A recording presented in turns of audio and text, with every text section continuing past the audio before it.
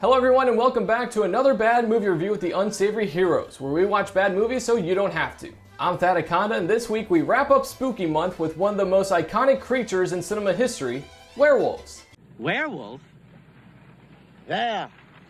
What? Werewolf. There.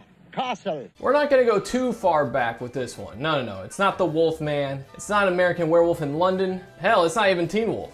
No, we're only going to go back to the year we do not want to mention and cover a werewolf in England. This gem from the year of which we will not speak doesn't really have any big names in it, nor does it really have a large budget, if really any at all. But what it does have is a hope and a dream, and that's really all we can ask for from the movies on this channel that we cover. So grab your pitchforks and torches as we go hunting for some lycanthropes with a werewolf in England. The first thing we have to mention is how the production credits look and sound like they're from the 80s before we jump right into our movie. We see a horse-drawn carriage to the tune of some royalty-free Sherlock Holmes music. Inside the carriage, we're introduced to Horace and Archie. Archie is trying to make his case to Horace that he's innocent of killing someone, pretty much explaining that it was a werewolf. Horace, of course, doesn't believe Archie. The prisoner shows off some claw marks on his chest, which will raise some questions from the audience later on. No matter what Archie says, Horace just isn't having any of it. Willie tells Horace the horses won't go on because something's scaring them. It's mentioned they need to seek shelter before the oncoming storm hits, despite the weather clearly being a near perfect day. I don't think the heavy stuff's gonna come down for quite a while. Willie mentions an inn that's nearby, so that's where they decide to make their destination for the night. The three are greeted at the door by Vincent Hogwood. They introduce themselves, and Horace once again tells the audience that Archie is a criminal who is due to be executed in the morning. Martha Hogwood, Why did you say that name? introduces herself and shows the gentlemen to their rooms. Willie gets his own room while Horace and Archie share one. Pay attention to how every door opens outward in this inn. It will come into play later on. Minnie bursts out of Reverend Pankhurst's room. She's the residential lady of the night.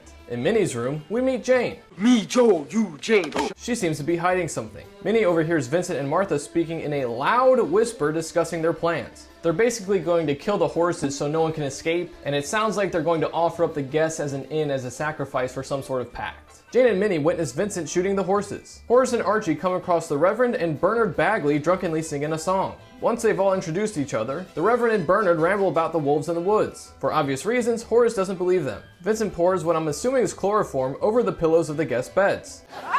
Chloroform. Smell that. While Minnie takes a peek. Martha scares the shit out of Minnie and tells her Horace has acquired her company for the night. The two get into an argument about who supplies the roof over whose head before Martha gives an ominous message about who to be scared about. After a photoshopped image of the moon, we're treated to Minnie and Horace doing the deed. Unfortunately for Archie, he's still cuffed to the policeman. However, he sees a nail sticking out of the leg of a chair next to him, giving him an idea of how to escape. Later on, Archie obtains the nail and is able to set himself free from the handcuff. As he tries to escape, he hears a strange noise coming from Willie's room. He cracks the door open and sees Vincent and Martha hacking up Willie's body. This freaks him out, but for some reason, instead of running for his life out of the inn, he goes back into Horace's room. He wakes up the officer and lays out what he just saw. Horace doesn't believe him, so they go take a look and see the siblings carrying Willie's body down the stairs. Horace opens the door to Willie's room, and what does he see? If it's a severed head, I'm gonna be very upset. It is! Horace lets out a scream, and somehow all Martha has to say is this. Did you hear something, brother?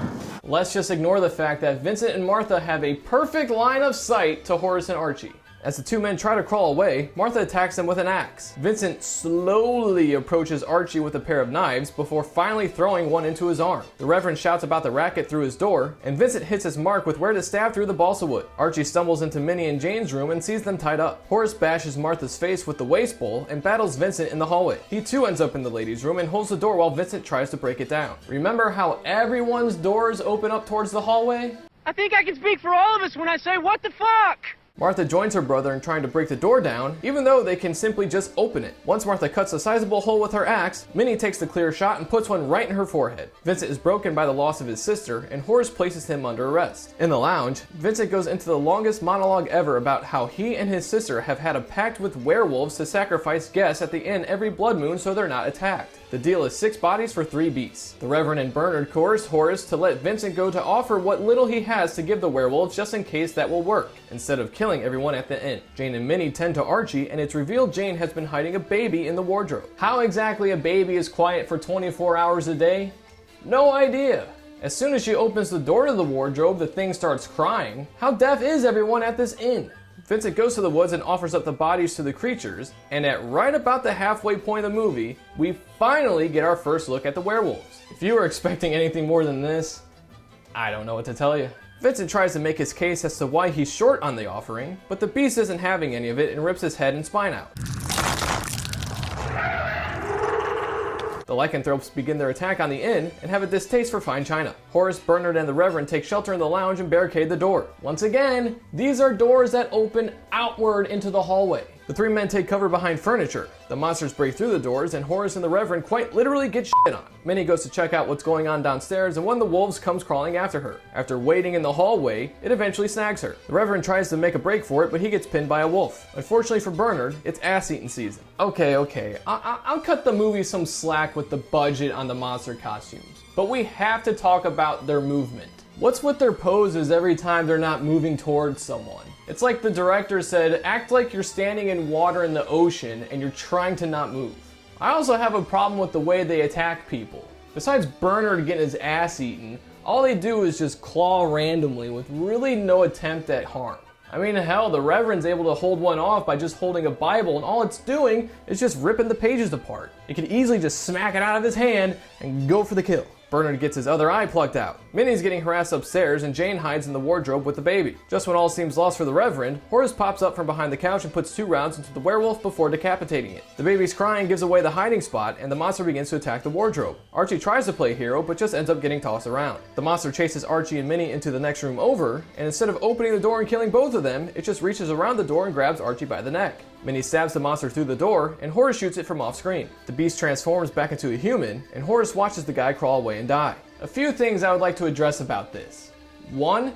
Yes, it is okay that they killed a werewolf with standard bullets. This movie clearly isn't working off the universal mythos with the Wolfman, and I have no problem with that. Remember the end of An American Werewolf in London? I don't hear anyone complaining about that. However, this does lead into my second thought. Are there a certain amount of bullets or damage these things take before they finally just give out? I mean, Bernard shot one dead center in the back with a rifle, and it just wasn't phased. However, Horace puts 2 into the chest of the one that he kills before decapitating it. So what's the health meter on these things? Horace believes Archie's story now, and the tripod the camera's sitting on shakes with each step Archie takes. The 3 remaining men barricade the inn and weapon up while Jane sings a song to her baby. Archie knocks out a light bulb. Yes, I do realize that electricity was around during parts of the Victorian era. However, with the majority of this inn being lit by candles, and with the location being pretty much in the middle of nowhere, I highly doubt this place had electric lighting. And if it did, I really doubt that it's going to have light bulbs shaped like candle flames. The Reverend hears a noise outside and watches as Bernard transforms. Archie comes to the realization that Minnie might start to transform as well, so he heads upstairs. He peers through the hole in the door and sees Minnie in her wolf form. Bernard Wolf breaks through the front door and Minnie punches through her door. I'm guessing she's stuck because she never moves from that position.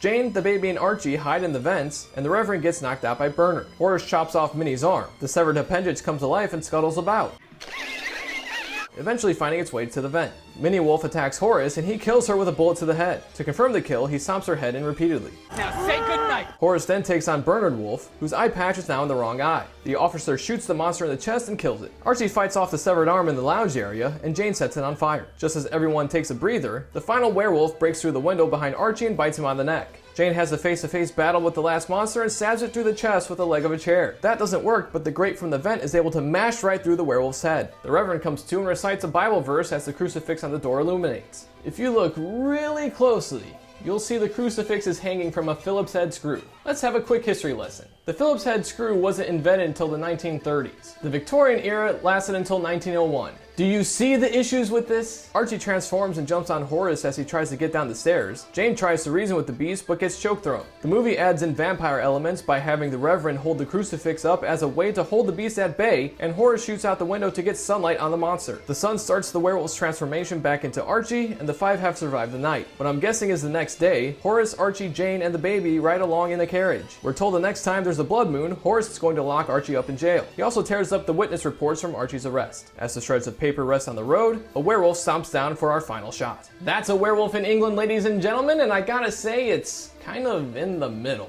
It's definitely not the worst movie we've watched, nor is it anywhere near the best. I was really disappointed in just how easy it was for the humans to take out the werewolves. I mean, really the only time we see them as a significant threat is when they kill Vincent. After that, the way they attack people is just by slowly going after them or just waiting in one spot. Or if they were attacking them, they were just half-ass clawing at them. Also, the comedy in it was kind of light chuckle, so it wasn't anything to really laugh out loud about. However, despite all these negatives, I do have to say it's not a complete waste of time, and it is worth watching at least once. So for these reasons, we're going to go ahead and give it right in the middle where it belongs, with a ranking of 3 out of 6 beers. That'll wrap things up for this edition of Another Bad Movie Review with the Unsavory Heroes. If you made it to this point in the video, thank you for sticking around, and make sure to hit those like and subscribe buttons below. If you have anything you'd like to mention about the review, or if you have any ideas for films we should review in the future, make sure to leave those in the comments as well. You can also catch us on Twitch every Monday, Wednesday, and Friday as we watch some movies and play a variety of games. So be sure to check that out because you know what'll happen if you don't.